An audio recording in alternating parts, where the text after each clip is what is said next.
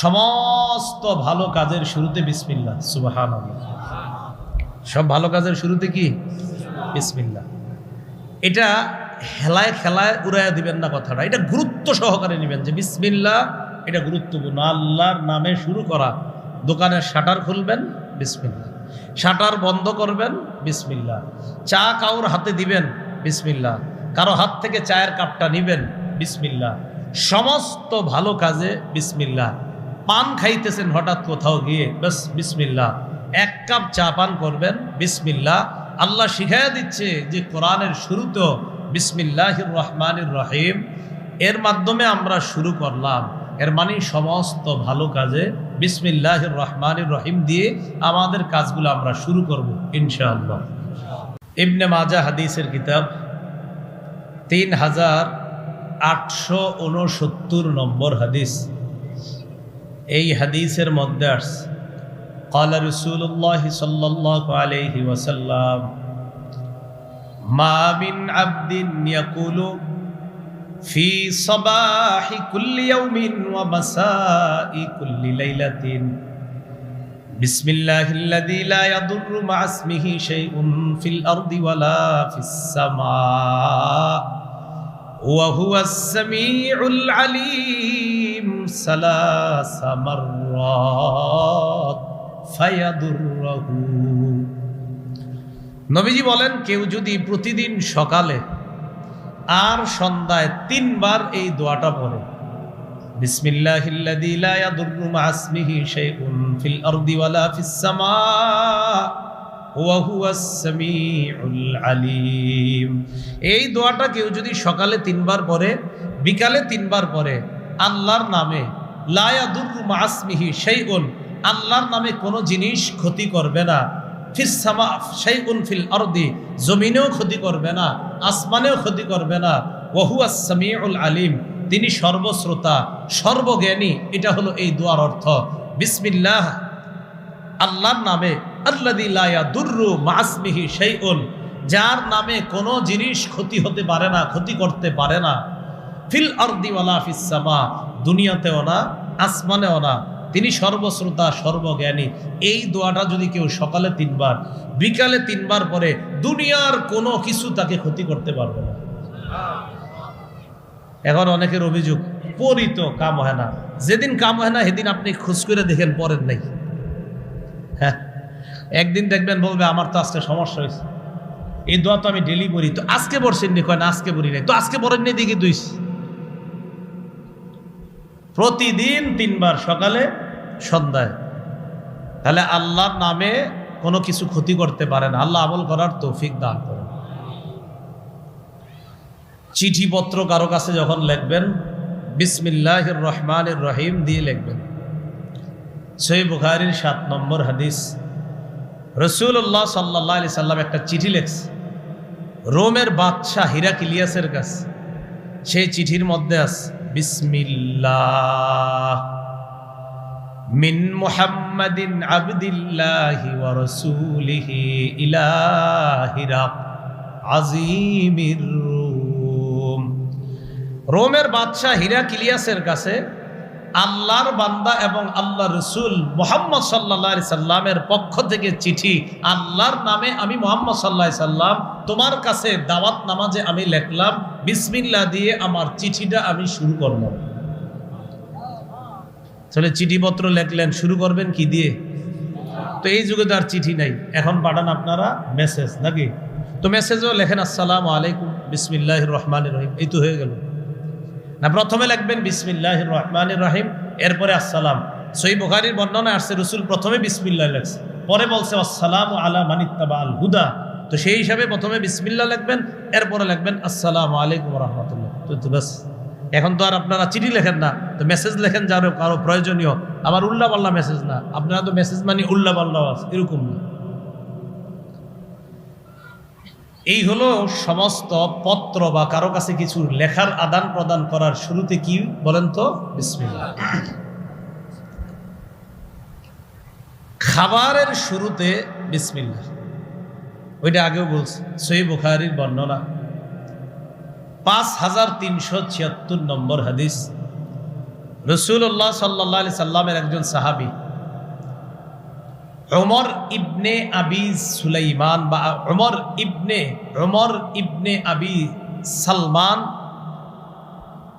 তার থেকে বর্ণনা, কেউ কেউ তার নাম লেখছে ওমর ইবনে আবি সালামা। তিনি বলেন, কুনতু গুলামান ফি হাজরি রাসূলিল্লাহ সাল্লাল্লাহু আলাইহি সাল্লাম, আমি রাসূল সাল্লাল্লাহু আলাইহি সাল্লামের গোলাম ছিলাম। ওয়া কানাত তাতিশু ফি ইয়াদিস সাহফা, একসাথে খাইতে বসলে, দাওয়াত ও তাবলীগের সাথীরা যখন খাইতে বসি বা আমাদের এই বিভিন্ন মজলিসে সুন্নাহ পদ্ধতিতে যখন আমরা খাই, 4 জন 5 জন এক প্লেটে যখন বসি আমরা, এরকম হয় না অনেক সময়? তো গোলাম বলেন, কানাত তাতিশু ফি সাহফা, আমার হাত পুরা প্লেটের চারদিকে ঘুরতো, মানে ওখান থেকে লইতাম, এখান থেকে নিতাম, এমনি খাইতাম। হাদিসের প্রথম শিক্ষা, নবীর গোলামকেও নবী তার প্লেটে অংশগ্রহণ করাইতেন। এটা প্রথম কথা। নবীর গোলাম তো কি হয়েছে, গোলাম নবী যেই প্লেটে খাইতেন সেখানেও তারে বসায় খাওয়াইতেন। এটা আমাদের বাড়িওয়ালাদের জন্য শিক্ষা, চাকর বাকররে পাশে দাঁড় না করায়া তাদের সাথে অন্তত নিজ প্লেটে না হইলেও পাশের প্লেটে খাইতে দেওয়া। তো ওমর তিনি বলেন, আমার হাতটা খালি প্লেটের চারদিকে ঘুরে। ফাকালা লি রাসূলুল্লাহ সাল্লাল্লাহু আলাইহি ওয়াসাল্লাম, আল্লাহর নবী আমাকে বললেন, ইয়া গুলাম সাম্মিল্লাহ, হে ছেলে তুমি আল্লাহর নাম নাও, বিসমিল্লাহ পড়বা। ওয়া কুল বিয়ামিনিকা, ডান হাতে খাইবা। ওয়া কুল মিম্মা ইয়ালিকা, সামনে থেকে খাইবা। 3টা সুন্নত শিখলাম। 1 নাম্বার বিসমিল্লাহ বলে খাইবা। 2 নাম্বার ওয়া কুল বিয়ামিনিকা, ডান হাতে খাইবা, ওই যে একটু আগে ডানের হাদিস গেছে। 3 নাম্বার ওয়া কুল মিম্মা ইয়ালিকা, তোমার সামনে থেকে তুমি খাইবা, আরেকজনের গোশত ওইটা না খাওয়া দরকার নাই। প্লেটে বসলে বিরিয়ানি দিলে তো হইছি কাম নাকি? সবাই খালি বিরিয়ানি থাইকা যায়, কিন্তু আরেকটা জিনিস বিরিয়ানিটা থাইকা যায়, ওইটা থাকে না। হ্যাঁ, ঘটনা কি? একসাথে খায়, বিরিয়ানি আপনার বাড়ে, ওইটা বাড়ে না, শেষ হয়ে যায়। আরেকজনেরটা না নেওয়া। রাসূল সাল্লাল্লাহু আলাইহি সাল্লাম বললেন, বিসমিল্লাহ বলে খাও, ডান হাতে খাও, তোমার সামনে থেকে তুমি খাও। নবীজির গোলাম বলেন, এরপর থেকে জিন্দিগি তো এই সুন্নাহ পালনে আমার ভুল হয় না, আমি সারা জীবন নবীর এই কথার উপর আমল করছি। করবো তো ইনশাল্লাহ আমরা আমল। তাহলে আমরা সমস্ত কাজের শুরুতে কি বলব? বিসমিল্লাহ। রাতের বেলা যখন হয়, মাগরিবের সময়টা খুব গুরুত্ব দিয়ে শোনেন কথাটা, মাগরিবের সময়, ওই সময় ঘরের শিশু যারা আছে তাদেরকে আটকায় রাখবেন। শিশুদেরকে ওই সময়টা চেষ্টা করবেন তারা যেন বাহিরে না যায়, ওই সময় যেন তারা বাহিরে না যায়, খুব চেষ্টা করা। বুখারীর বর্ণনা 3280 নম্বর হাদিস, জাবের রাদিয়াল্লাহু তাআলা আনহু থেকে বর্ণনা, তিনি বলেন, ক্বালা রাসূলুল্লাহ সাল্লাল্লাহু আলাইহি ওয়াসাল্লাম, ইযা তাজনাহাল লাইল আও ক্বালা জুনহুল লাইল, নবীজি বলেন, ইযা তাজনাহাল লাইল, সূর্য অস্ত যাওয়ার পর যখন সন্ধ্যা নেমে আসে, সূর্য অস্ত গেছে, সন্ধ্যা নেমে আসছে, নবীজি বলেন, কুফু সিবিয়ানাকুম, তোমরা তখন তোমাদের বাচ্চাগুলাকে আটকায় রাখবা, শিশুদেরকে আটকায় রাখবা। সূর্য অস্ত যাওয়ার পর সন্ধ্যা যখন নেমে আসে, আল্লাহ নবী বলেন, কুফু সিবিয়ানাকুম, শিশুদেরকে তখন আটকায় রাখবা। ফাইন্না শায়াতিনা তানতাশিরু হিনাইযিন, আল্লাহ নবী বলেন, শয়তান তখন দুনিয়ার চারদিকে ছড়ায় পড়ে। মাঝে মাঝে আইসা গো, হুজুর ছেলের উপরে আসর পড়ছে, তোর বই তো আপনি ওই সময় তো ছেলেরে ঘরে আটকায় রাখেন নাই, মেয়েটারে আটকায় রাখেন নাই, তো আসর বদ আসর তো তার উপর হবেই। নবীজি বলেন, তখন শয়তান ছড়ায় পড়ে। ওই সময় তোমরা সন্তানদেরকে আটকায় রাখবা। ফাইদা যাহাবা সাআতুম মিনাল ইশা, রাতের কিছু অংশ যখন চলে যায়, ফাখাল্লুহুম, তখন আবার তাদেরকে ছেড়ে দাও। তাহলে রাতের কিছু অংশ গেলে ছেড়ে দিও, কিন্তু রাতের শুরু অংশটা সূর্যাস্তের পর যখন সন্ধ্যা নামে শিশুদেরকে আটকায় রাখো, কিছু অংশ যাওয়ার পর তাদেরকে ছেড়ে দিবা, তখন আর সমস্যা নাই। আর কি করবা তখন? ওয়া আগলিক বাবাকা ওয়াযকুর ইসমাল্লাহ, ঘরের দরজাটা আটকায় দিবা বিসমিল্লাহ বলে। ঘরের দরজা আটকাবো কি বলে? রাতের বেলা আপনার বিবি ঘরের দরজা আটকায় রাখবে বিসমিল্লাহ বলে। আপনি যখন অফিস থেকে যাইবেন রাত 8টা 9টা 10টার দিকে, দরজা যখন নক করবেন, বিবি যখন দরজা খুলবে, খোলার আগে পড়বে বিসমিল্লাহ। দরজা বন্ধ করার সময়ও বিসমিল্লাহ, দরজা খোলার সময়ও বিসমিল্লাহ। তো নবীজি বলেন দরজা বন্ধ করবা, বিসমিল্লাহ পড়বা।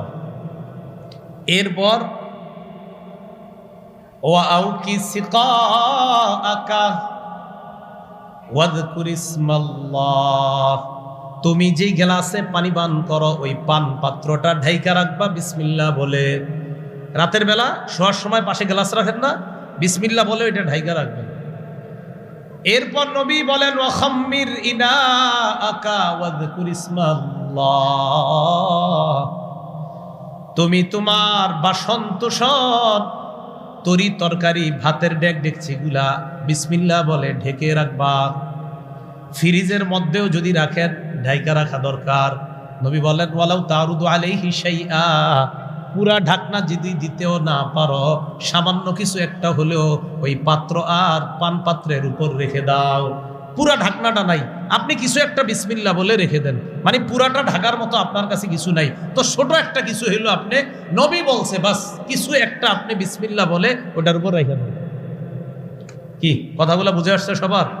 পুরা আপনার কাছে পানপাত্র ঢাকার বড় কিছু নাই, তো নবীজি বলছে নাই ওয়ালাউ তারুজু আলাইহি শাইআন, ছোট কিছু হইল ওইটা ওখানে রাইখা দাও, বাকি বিসমিল্লাহ বলো। তো কথাগুলো মনে থাকবেনি সবার? তাহলে বিসমিল্লাহ পড়ে দরজা আটকানো, দরজা খোলা, পান পাত্রের উপরে কিছু রাখা বিসমিল্লাহ বলে, বাসন তোষণ, ডেকচির মধ্যে ভাত আছে তরকারি আছে এগুলোর উপরেও বিসমিল্লাহ বলে কিছু একটা রাইখা দেওয়া। আল্লাহ আমল করার তৌফিক দান করেন। কাপড় পরিধান যখন করবেন তখনও বিসমিল্লাহ পড়বেন। এমনকি আমরা যখন অজু ইস্তেঞ্জা করি, কখনো প্রস্রাবখানায় যেতে হয় আমাদের, কখনো টয়লেটে, লজ্জার কিছু না, তখন লজ্জাস্থান প্রকাশ হয় কিনা? ওখানে প্রস্রাবখানা টয়লেটে গেলে লজ্জাস্থান প্রকাশ হয় কিনা? রসুল সাল্লাল্লাহু আলাইহি সাল্লাম বলেন শয়তান তখন তোমাদেরকে নিয়ে খেলা করার খুব চেষ্টা চালায়। ওই মুহূর্তে কি করবা? রাসূলুল্লাহ সাল্লাল্লাহু আলাইহি সাল্লাম বলেন, ইবনে মাজার 297 নম্বর হাদিস, ক্বালা রাসূলুল্লাহ সাল্লাল্লাহু আলাইহি ওয়াসাল্লাম সিতরু মা বাইনাল জিন্নি ওয়া আওরাতি বনি আদম আইয়াকুলা বিসমিল্লাহ। জিন এবং আদম সন্তানের সতরের মাঝে পর্দা বা আবরণ হলো ওই বান্দা পড়বে বিসমিল্লাহ। ইজা দাখালাল কানিফা, বান্দা যখন ওযু করতে যায়, ইস্তিনজা করতে যায়, টয়লেটের মধ্যে যায়, প্রস্রাবখানায় যায়, তখন ওই বান্দা পড়বে বিসমিল্লাহ। এই বিসমিল্লাহ পড়ার কারণে শয়তান আর তার লজ্জাস্থানের মাঝে আল্লাহ প্রতিবন্ধকতা তৈরি করে দেয়, নাহলে শয়তান লজ্জাস্থান নিয়ে খেলা করে। তাহলে এই কথাগুলো গুরুত্ব দেন। বাচ্চা ও তো বিসমিল্লাহ পারে না, যে বাচ্চাটা, ওকেও যখন আপনি কমোডের মধ্যে বসান বিসমিল্লাহ বলে ওকে বসান। বাচ্চাকে যদি বাথরুমে নেওয়ার উপযুক্ত হয়, 2.5-3 বছরে আস্তে আস্তে মারা কি করে, তখন বাচ্চাকে একটু বাথরুমে নিয়ে যাওয়ার চেষ্টা করে, তখনও আপনি ওই বাচ্চাকে নেওয়ার সময় বিসমিল্লাহ আল্লাহুম্মা ইন্নী আউযু বিকা মিনাল খুবুসি ওয়াল খাবাইস এই দোয়াটা পড়েন। কারণ এই বাচ্চার লজ্জাস্থান নিয়ে যেন ইবলিস খেলা করতে না পারে, এই জন্য এই দোয়াগুলো পড়েন। মনে থাকবেনি সবার? তাহলে এই আমলগুলা মিস করেন না।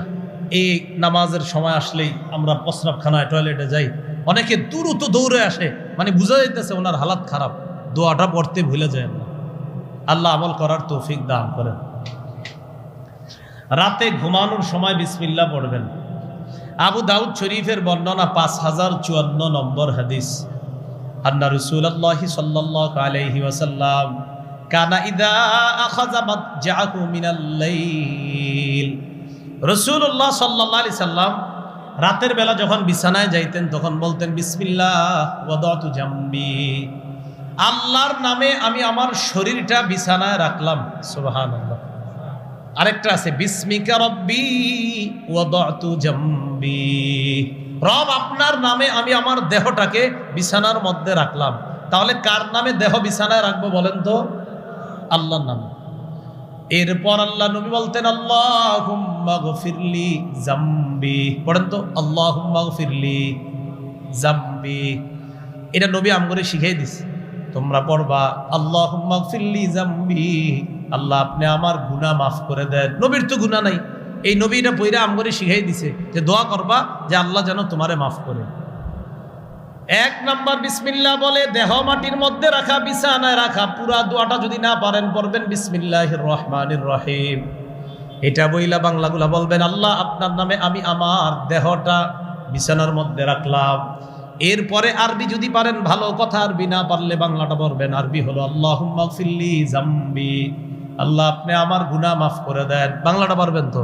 আল্লাহ আপনি আমার গুনাহ মাফ করে দেন। 3 নাম্বার ওয়া আকসি শাইতানি, মাবুদ তুমি আমার শয়তানকে তাড়ায়া দাও, আমার সাথে যেই শয়তানটা ডিস্টার্ব করে ওরে তুমি তাড়ায়া দাও।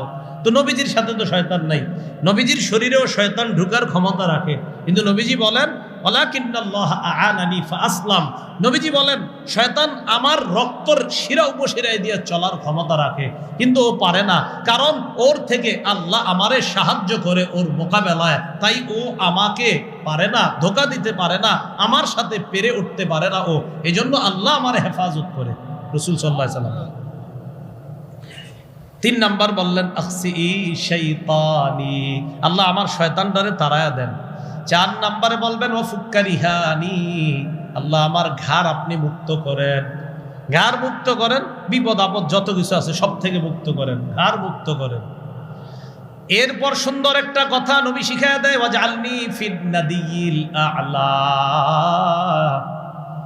আল্লাহ নেককার মানুষ যারা, সবচাইতে মর্যাদাবান বান্দা যারা, তাদের অন্তর্ভুক্ত আমারে বানায়া দেন। বাংলাটা শুনেন, আল্লাহ আপনার নামে দেহটা বিছানায় রাখলাম, আল্লাহ আমার গুনাহ মাফ করেন, আল্লাহ আমার শয়তানটা তাড়িয়ে দেন, আমার ঘাটটা মুক্ত করেন। আল্লাহ নেককার মানুষ যারা, সর্বোচ্চ নেককার যারা, তাদের অন্তর্ভুক্ত আমাকে আপনি বানায়া দেন। যাই হোক, প্রথমে আসি, মূল কথায় আসি। বিসমিল্লাহ বলে দেহটা বিছানায় রাখা, এই মনে থাকবেন ইনশাআল্লাহ।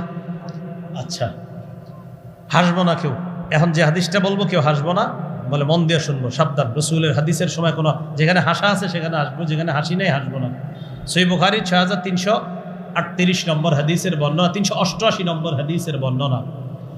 যখন আপনি আপনার বিবির সাথে সম্পর্ক করবেন, বিবির সাথে বিছানায় যখন পবিত্র বৈধ সম্পর্ক স্থাপন করবেন, তখন আপনি বিসমিল্লাহ পড়বেন। এটা রাসূল শিখিয়ে দিয়েছে। ক্বালা রাসূলুল্লাহ সাল্লাল্লাহু আলাইহি ওয়াসাল্লাম লাউ আন্না আহাদাকুম ইযা আরাদা আন ইয়াতিয়া আহলা ফাকালা বিসমিল্লাহ আল্লাহুম্মা জান্নিবনাশ শাইতান ওয়া জান্নিবিশ শাইতানা মা রাযাকতানা।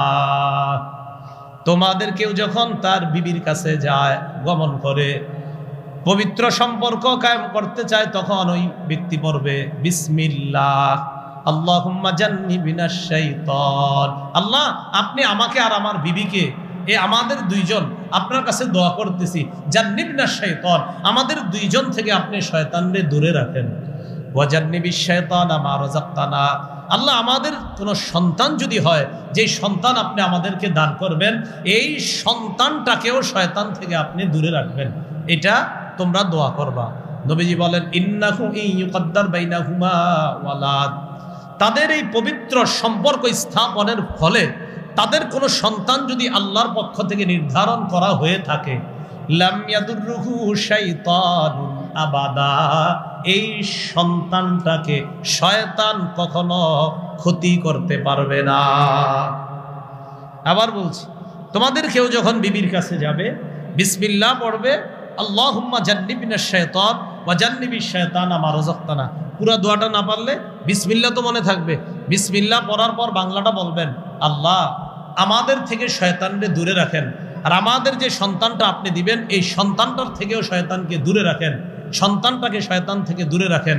নবী বলেন ওই সম্পর্কের ফলে যদি তাদের কোনো সন্তান আল্লাহ নির্ধারণ করে রাখেন, যদি নির্ধারিত হয়ে থাকে, শয়তান কখনো এই সন্তানের ক্ষতি করতে পারবে না।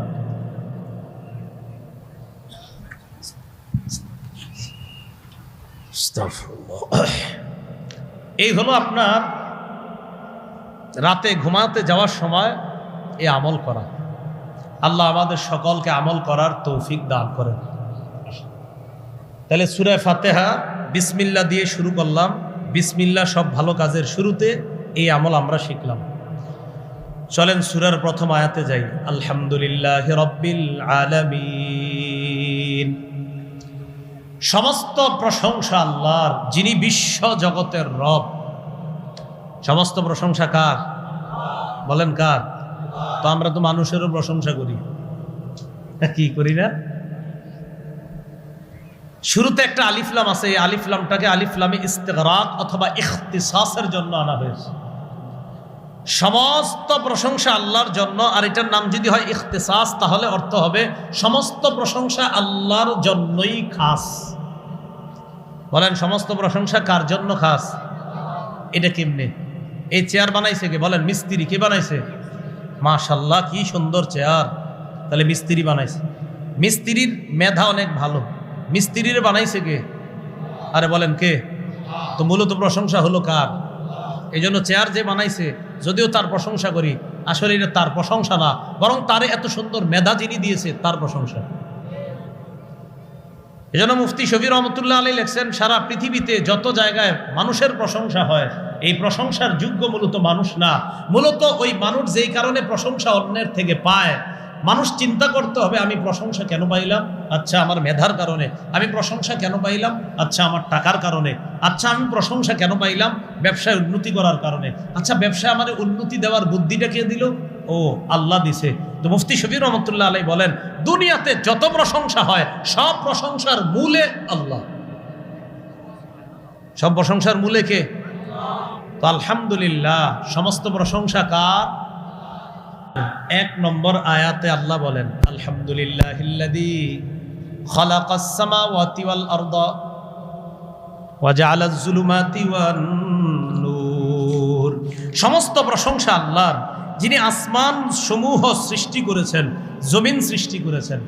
সূরা বানী ইসরাঈলের 111 নম্বর আয়াতে আল্লাহ বলেন, আলহামদুলিল্লাহিল্লাযী লাম ইয়াত্তাখিজ ওয়ালাদা ওয়া লাম ইয়াকুল লাহু শারীকুন ফিল মুলক ওয়া লাম ইয়াকুল লাহু শারীকুন ফিল মুলকি ওয়া লাম ইয়াকুল লাহু ওয়ালিয়্যুম মিনাদ-দুল্লি ওয়া কাব্বিরহু তাকবীরা। নবী আপনি বলেন সমস্ত প্রশংসা আল্লাহর। লাম ইয়াত্তাখিজ ওয়ালাদা, যিনি কোনো সন্তান গ্রহণ করেননি। ওয়া লাম ইয়াকুল লাহু শারীকুন ফিল মুলক, রাজত্বে যার কোনো অংশীদার নাই, সমস্ত প্রশংসা তার। বলেন তো রাজত্বে কোনো অংশীদার নাই কার? তাহলে সমস্ত প্রশংসা কার? আল্লাহ। সূরা কাহফ 1 নম্বর আয়াত আল্লাহ বলেন, আলহামদুলিল্লাহিল্লাযী আনজালা আলা আবদিহিল কিতাব ওয়া লাম ইয়াজআল লাহু ইওয়াজা। সমস্ত প্রশংসা আল্লাহর, যিনি তার বান্দা মুহাম্মদ সাল্লাল্লাহু আলাইহি সাল্লামের উপর কিতাব নাজিল করেছেন। তাহলে বলেন তো রাসূল সাল্লাল্লাহু আলাইহি সাল্লামের উপর কিতাব নাজিল করেছেন কে?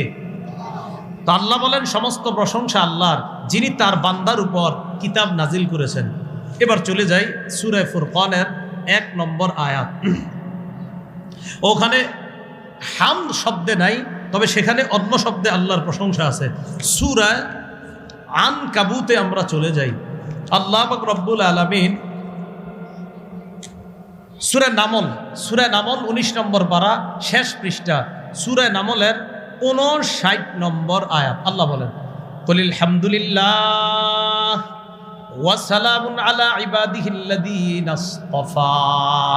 আপনি বলেন সমস্ত প্রশংসা আল্লাহর, ওয়া সালাম, শান্তি বর্ষিত হোক তার নির্বাচিত বান্দাদের উপর। তাহলে সমস্ত প্রশংসা কার? আল্লাহর। সূরা নামলের 59 নম্বর আয়াতে আল্লাহ শিখিয়ে দিলেন সমস্ত প্রশংসা আল্লাহর। হুজুররা বা ইমাম সাহেবরা অথবা আলেমরা মুনাজাত শেষ করে কেমনে কোন তো আপনারা সবাই সুবহানা রাব্বিকা রাব্বিল ইজ্জাতি আম্মা ইয়াসিফুন ওয়া সালামুন আলাল মুরসালিন ওয়ালহামদুলিল্লাহি রাব্বিল আলামিন। কেমনে শেষ করেনি? সূরা ওয়াস-সাফফাত আয়াত নাম্বার 182। সুবহানা রাব্বিকা রাব্বিল ইজ্জাতি আম্মা ইয়াসিফুন। তারা যা বলে এর থেকে আপনি পুত পবিত্র, আপনি হলেন রব, আপনি হলেন সম্মানের রব, আপনি হলেন ইজ্জতের রব। বেঈমানরা আপনার যে কথা বলে আপনার ব্যাপারে এর থেকে আপনি পুত পবিত্র।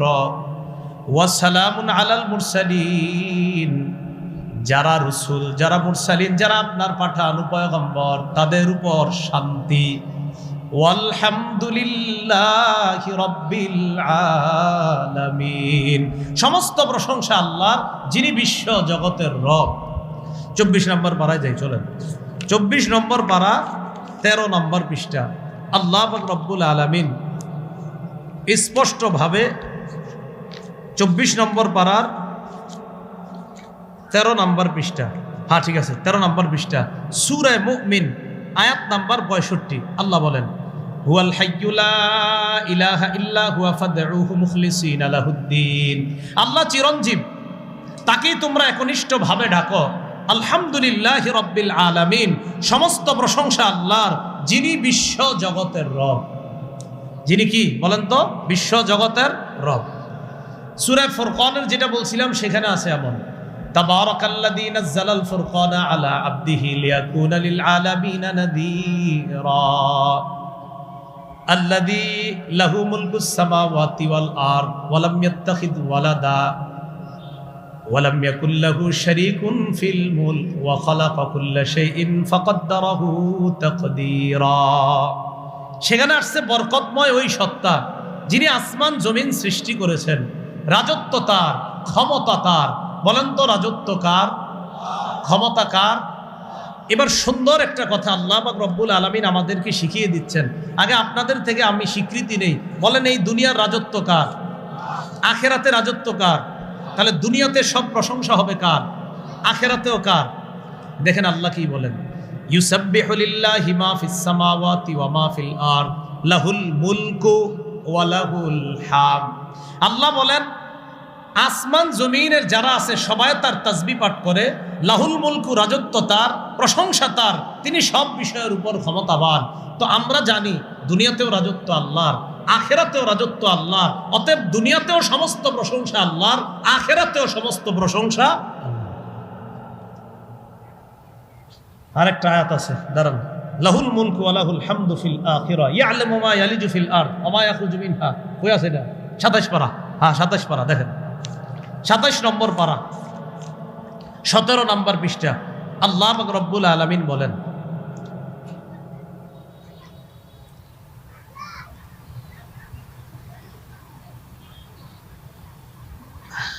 লাহুল মুলকু ওয়া লাহুল হামদ, এটা বাইতেছি না, ওয়া লাহুল হামদু ফিল আখিরা, এটা দরকার, ওয়া লাহুল হামদু ফিল আখিরা ওয়া হুয়াল হাকিম। সূরা সাবা 22 নম্বর পারা, সূরা সাবা। ফিল আখিরাটা চাইতেছি আমি, সূরা সাবা 22 নম্বর পারা 7 নম্বর পৃষ্ঠা পেয়ে গেছি। আলহামদুলিল্লাহ পড়েন। সূরা সাবার 1 নম্বর আয়াতে আল্লাহ কি বলে দেখেন, আলহামদুলিল্লাহিল্লাযী লাহু মা ফিস সামাওয়াতি ওয়া মা ফিল আরদি ওয়া লাহুল হামদু ফিল আখিরা। সমস্ত প্রশংসা আল্লাহর, আসমান এবং জমিনের রাজত্ব সবকিছু যার। ওয়া লাহুল হামদু ফিল আখিরা, আল্লাহ বলেন আখিরাতেও সমস্ত প্রশংসা আল্লাহর। এটা খুঁজতেছিলাম। তাহলে দুনিয়াতে সব প্রশংসা কার? দুনিয়াতে সব রাজত্ব কার? তাই প্রশংসা সব কার? এবার আসেন আখেরাতে রাজত্ব কার? তো আল্লাহ বলেন ওয়ালাহুল হামদু ফিল আখিরা, অতএব আখেরাতে সমস্ত প্রশংসাও আমার। তাহলে আখেরাতে রাজত্ব আল্লাহ, আখেরাতে প্রশংসা আল্লাহ। এখন আসেন সূরা ফাতিহার 1 নম্বর আয়াত থেকে জানলাম সমস্ত প্রশংসা আল্লাহর। দুনিয়াতে আমরা মাঝে মাঝে মানুষের প্রশংসা করি, মানুষের প্রশংসা লিমিটেড প্রশংসা জায়েজ আছে। বলেন কি প্রশংসা জায়েজ? আনলিমিটেড প্রশংসা একজনের, তিনি কে? আল্লাহ। লিমিটেড প্রশংসা জায়েজ আছে এর দলিল সহিহ বুখারীর বর্ণনা 6085 নম্বর হাদিস।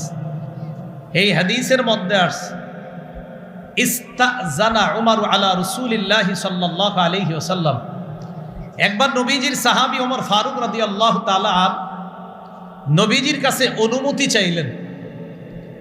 ঘরের বাহিরে দাঁড়ায় রয়েছে, হুজুর আমি ওমর ভিতরে আসতে চাই। ওয়া ইনদাহু নিসাউম মিন কুরাইশিন ইউকাল্লিমনা ওয়া ইস্তাকসিরনাহু আলিয়াতান আসওয়াতুহুন্না। নবীজির সামনে তখন একদল কুরাইশি মহিলা, এই মহিলারা জোরে জোরে আওয়াজে কথা বলতেছে নবীর সামনে। হযরত ওমর ফারুক তখন ঘরের বাহিরে।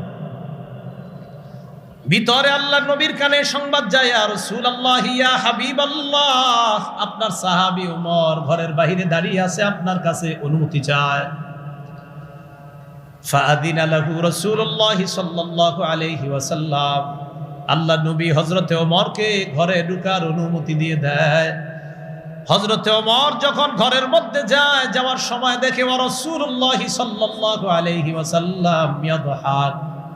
ওমর যখন ঘরে যায়, যাওয়ার সময় দেখে আল্লাহ নবী হাসতেছে, নবীর দাঁত দেখা যায়। হযরত ওমর আল্লাহ নবীকে দেখার পর বললেন, আদহাকাল্লাহু সিন্নাকা ইয়া রাসূলুল্লাহ। ওগো আল্লাহ নবী, আল্লাহ যেন আপনার এই দাঁত সদা সর্বদা হাস্যোজ্জ্বল রাখে, আপনার মুখটা সারা জীবন যেন আল্লাহ হাস্যোজ্জ্বল রাখে। হুজুর আমার জানতে মন চায়, আপনি হাসতেছেন কেন? আপনারা যে আমি দেখলাম আপনি হাসেন, এটা ভালো লাগতেছে, সারা জীবন আপনি হাসেন, কিন্তু আপনি হাসলেন কেন, এটা আমার একটু জানতে মন চায়। নবীজি বললেন, ওমর তুমি যখন বাহিরে অনুমতি চাইছো, তখন আমার সামনে নারীরা জোরে জোরে কথা বলতেছিল। জি আমি বাইরে থেকেই শুনতেছিলাম। তো নবীজি কয়, ওমর ফালাম্মা সামি'না সাওতাক, নারীরা যখন তোমার আওয়াজ শুনছে, ইবতাদারনাল হিজাব, সবগুলা উইঠা দ্রুত পালায়া ওই পর্দার পিছনে গিয়ে পলায় রইছে, তোমার আওয়াজ শুনেছে। হযরতে ওমর বললেন, আনতা কুনতা আহাক্কা আইয়াহাবনা ইয়া রাসূলুল্লাহ। হুজুর আপনিই তো ছিলেন বেশি যোগ্য যে আপনারে তারা ভয় পাবে, তারা আমারে কেন ভয় পায়? এবার হযরতে ওমর পর্দার দিকে লক্ষ্য করে বললেন, ইয়া আদুওয়াতি আনফুসিহিন্না, হে আত্মশত্রু নারীগণ, হে ওই সমস্ত নারীগণ যারা নিজেরা তোমরা নিজেদের শত্রু। আতাহাবনানি ওয়ালা তাহাবনা রাসূলুল্লাহি সাল্লাল্লাহু আলাইহি ওয়াসাল্লাম, তোমরা আমারে ভয় পাও, আল্লাহ রাসূলকে কি ভয় পাও না? তোমরা আমারে ভয় পাও, রাসূলকে ভয় পাও না? নারীরা ভিতর থেকে জবাব দেয়, বালা কুলনা বালা। নারীরা কি কয় দেখেন, কুলনা বালা, হ্যাঁ আসলে তোমারই ভয় পাই, নবীজিরে এত ভয় পাই না। দেখছেন কি কয়? নারীরা কয় আসলেই তোমারই ভয় পাই।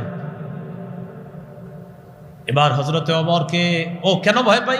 আনতা ফাদ্দু আগলাজু মির রাসূলিল্লাহি সাল্লাল্লাহু আলাইহি ওয়াসাল্লাম, তুমি কঠোর, তোমার ভাষা খুব শক্ত নবীর চাইতে, এই জন্য নবীর সামনে কথা সুন্দরভাবে নরমভাবে বলতে পারলো, তোমার আওয়াজ শুনলে আর কথাই আসে না, কথা বলা দূরের কথা, তোমার বেশি ভয় পাই। নারীরা পর্দার আড়াল থেকে ওমর ফারুককে বলতেছে। নবীজি হযরত ওমরকে বললেন, ওমর আল্লাযী নাফসি বিয়াদিহি, আল্লাহর কসম, যে আল্লাহর হাতে আমার জান তার কসম, মা লাকিয়াকা শাইতান সালিকান ফাজ্জা ইল্লা সালাকা ফাজ্জান গায়রা ফাজ্জিক। ওমর তুমি যেই রাস্তায় হাঁটো, এক রাস্তায় তুমি চলো, শয়তান যদি ওই রাস্তায় তোমাকে দেখে তাড়াতাড়ি রাস্তাটা পরিবর্তন করে অন্য রাস্তা দিয়ে হাঁটার শুরু করে, শয়তানই জেনে তোমারে ভয় পায়, মানুষ তো ভাবেই। কি কথা বুঝে আসছে? তো হযরতে ওমরের প্রশংসা নবীজি করলেন সামনাসামনি। ক্ষেত্র বিশেষ সত্যি প্রশংসা সামনে করা যায়, আবার বলছি ক্ষেত্র বিশেষ সত্যিকারের প্রশংসা সামনাসামনি যায়, কিন্তু আমরা কিছু মিথ্যা প্রশংসাও করে ফেলি, সামনাসামনিও আড়ালেও। যেমন আমরা যত্র তত্র দাঁড়ছে আল্লামা লেখা, দাঁড়ছে আল্লামা লিখতেই থাকি। আল্লামা শব্দের তাহকিক না জানা লোকটার পিছনেও আল্লামা লেখা হচ্ছে, দাঁড়ছে হয়ে যাচ্ছে আমাদের এগুলো। কেন? আল্লামা শব্দের তাহকিক বুঝেননি? আমি তো ওভার কনফিডেন্স দিয়ে বলবো অনেক আল্লামা, যারা আল্লামা শব্দের তাহকিক জানে না, বাস আল্লামা লেখা হচ্ছে। কেন আল্লামা লেখলে মানে এটার ফায়দা কি, উপকারিতা কি? কেন এগুলা যত্র যত্র লেখা হবে? এইটা কি মোয়া, মুড়ির মোয়া? প্রশংসা, যথাযথ প্রশংসা জায়েজ, মাত্রা অতিরিক্ত প্রশংসা হারাম, না জায়েজ। রাসূলুল্লাহ সাল্লাল্লাহু আলাইহি সাল্লাম বলেন, ইজা রাআইতুমুল মাদ্দাহিন, যখন অতিরিক্ত চাটুকার আর প্রশংসাকারীদেরকে দেখবা, ফাহসুফি উজুহিহিমুত তুরাব, তাদের চেহারার মধ্যে বালু মারবা। কি মারবা? হ্যাঁ, মুসলিম শরীফের বর্ণনা। নবীজির এক সাহাবী ওসমান গনির পাশে বসা, প্রশংসা করছে, হাতে তুইলা বালু মারছে, একদম সত্যি সত্যি পাথর সহ মারছে। হযরত ওসমান গনি ভাই তুমি কি করলা? নবীজি কইছে তাই মারলাম, কিন্তু মেরে দিছে, সত্যি সত্যি মেরে দিছে। এই যুগে আর বালু মারা যাবে না। এই যুগে কি করা? এই যুগে ধমক দেওয়া, বলে দেওয়া, ভাই আমার নামের বিষয়গুলো বললেন না, লেখেন না। তারুণ্যের অহংকার, কুটি যুবকদের আইডল, হাদিস গবেষক, হাদিস বর্ণনায় অনন্য ব্যক্তিত্ব, হাদিসের অন্যতম নক্ষত্র, হাফিজুল হাদিস, প্রখ্যাত অমক, প্রখ্যাত তমক, এইগুলো বলার কোনো দরকার নাই তো। আমার নামটা সবাই জানে, কথা বুঝছেননি? সবাই আমার নাম আরিফ বিন হাবিবিরা জানে সবাই। এটা লেখলে এটার ফায়দা কি? হাফিজুল হাদিস লেখলে যদি আমি হাফিজুল হাদিস হয়ে যাই, তাহলে প্রতিদিন লিখেন, এই লেখার কারণে যদি হয়ে যায়, কিন্তু এরকম তো হয় না। তো মাত্রা অতিরিক্ত প্রশংসা হারাম, এটা জায়েজ নাই, এটা নিষেধ করছে রাসূল সাল্লাল্লাহু আলাইহি সাল্লাম। নবীজির সামনে একজন আরেকজনের প্রশংসা করছে, বাড়ায়া প্রশংসা করছে। নবীজি বললেন, ওই হাত থামো, কতটা উনুকা সাহিবিক, তুমি তোমার সাথীর গলাটা কাইটা দিস। কতটা উনুকা সাহিবিক, তুমি তো তার গলা কাইটা দিস। নবীজি আরেক বর্ণনায় বলছে, ইয়াকুমাত তামাদুহা, বেশি চাটুকারিতা করা থেকে বাঁচো। ফাইন্নাহু আযিব, বেশি চাটুকারিতা করা মানে তার গলার মধ্যে ছুরি চালায়া দাও। তাহলে বলেন, আনলিমিটেড প্রশংসা হবে একমাত্র কার? বান্দার প্রশংসা লিমিটেড। বাস্তবিক সত্যিকার অর্থে যদি প্রশংসা করা যায়, লেখা যাবে, সমস্যা নেই। কিন্তু আপনি অতিরিক্ত প্রশংসা, এটা ঠিক না, এটা বান্দাদের জন্য জায়েজ নাই, এটা নাজায়েজ। আল্লাহ আমাদের সকলকে নাজায়েজ কাজ থেকে হেফাজত করেন। নবীজি সাল্লাল্লাহু আলাইহি সাল্লাম কখনো কখনো আড়ালে প্রশংসা করতেন, কইরা বলতেন, তোমার কাছে প্রশংসাটা করলাম, তুমি কাউরে কইও না। আলী রাদিয়াল্লাহু তাআলা আনহুকে একদিন আল্লাহ রাসূল সাল্লাল্লাহু আলাইহি সাল্লাম বললেন, আলী, জান্নাতে যারা প্রবেশ করবে এদের মধ্যে একদল থাকবে যারা বয়স্ক জান্নাতি। এই বয়স্ক জান্নাতি যারা হবে, আমার আবু বকর আর ওমর বয়স হয়ে যাওয়ার পর, অর্থাৎ বয়স হয়ে যাওয়ার পর যারা মারা গেছে, জান্নাতে তো আর কেউ বড় বুড়া বয়স হয়ে মারা যাবে না, কিন্তু বুড়া বয়স হয়ে কেউ জান্নাতে যাবে না। দুনিয়া থেকে যারা বুড়া বয়সে মারা গেছে, অর্থাৎ বয়স হয়ে যাওয়ার পর, এই বয়স্ক যারা জান্নাতে যাবে তাদের সর্দার হবে আমার আবু বকর আর ওমর। এটা বইলে হযরত আলীকে বললেন, আলী, কথাটা তুমি আবু বকর ওমরে বইল না, বলে দিস, এই কথাটা যে তোমারে বললাম, এটা আবু বকর ওমরকে বলবা না। মা দামা হাইয়্যিন, আবু বকর ওমর যতদিন জীবিত থাকবে এই কথাটা তাদেরকে বইল না। কি বুঝলাম? কখনো কখনো কারো প্রশংসা আড়ালে কইরা এটা বলে দেওয়া, থাক তিনি যতদিন দুনিয়াতে আছে এটা তার কাছে বলা দরকার নাই, আমি তার ব্যাপারে এই ভালো ধারণা রাখি, এটা জায়েজ আছে। কথাগুলো বলার কারণ হলো, আমার যে বিষয়বস্তু দিছে এই বিষয়বস্তুর সাথে এটা বলতে হবে। আপনারা আবার অন্যদিকে নিলে হবে না যে আপনি আজকে এটা কেন বললেন, আমার তো বিষয় দিছে সূরা ফাতিহা, আলহামদুলিল্লাহি রাব্বিল আলামিন, আর এই আলহামদুলিল্লাহ ব্যাখ্যা এখনো শেষ হয় নাই, লম্বা আলোচনা। আলহামদুলিল্লাহ কয় ক্ষেত্রে প্রশংসা করা যাবে, কয় ক্ষেত্রে করা যাবে না। আজকে এতটুকুই থাক, যতটুকু জানলাম শুধু আলহামদুলিল্লাহ। এই আলহামদুলিল্লাহ থেকে ইনশাআল্লাহ আল্লাহ পাক রব্বুল আলামিন বাঁচা রাখলে আলহামদুর আলোচনা এখনো শেষ হয় নাই, এটা নিয়ে লম্বা আলোচনা হবে। এরপর আমরা রব্বিল আলামিনে যাব। রব্বিল আলামিনেরও লম্বা ব্যাখ্যা, আর রহমানুর রহিম এটারও লম্বা ব্যাখ্যা, মালিক ইয়াউমিদ্দিন এটার ব্যাখ্যা হবে আরো লম্বা। সবগুলোর ব্যাখ্যা খুব লম্বা হবে ইনশাআল্লাহ। তো আজকে যতটুকু জানলাম, সমস্ত প্রশংসা কার? দুনিয়াতে সব রাজত্ব কার? তাই দুনিয়াতে সব প্রশংসা কার? আচ্ছা দেখি ওই পরেরটা বলেন, আখেরাতে সব রাজত্ব কার? তো আখেরাতে সব প্রশংসা কার? আল্লাহ। মনে থাকবে তো ইনশাআল্লাহ। আর প্রয়োজনে সত্যিকার প্রশংসা মানুষের করা জায়েজ প্রয়োজনে, এবং এটা যদি সত্যিকার হয়। আর যদি প্রয়োজন না থাকে, সামনাসামনি তার প্রশংসা করা দরকার নাই, আড়ালে তার প্রশংসা কইরা তার ব্যাপারে বইলা দেওয়া, ভাই সে যতদিন বেঁচে আছে এটা তারে বলা দরকার নাই, তার ব্যাপারে এই প্রশংসা করলাম। আল্লাহ আমাদের সকলকে যে কথাগুলো বললাম শুনলাম ও প্রথম দিকের কথাগুলো মনে আসেনি? বিসমিল্লাহির রহমানির রহিম, আলহামদুলিল্লাহি রাব্বিল আলামিন। সব সূরার শুরুতেই দেখবেন বিসমিল্লাহ আছে, একটা সূরা ছাড়া। তো পবিত্র কোরআনে 114টা সূরার মধ্যে 113টা সূরার শুরুতেই বিসমিল্লাহ আছে। একটা সূরা, সূরা বারাআত বা সূরাতুত তাওবাহ, এই সূরাটার শুরুতে বিসমিল্লাহ নাই। তাহলে সূরা কয়টা? 114টা।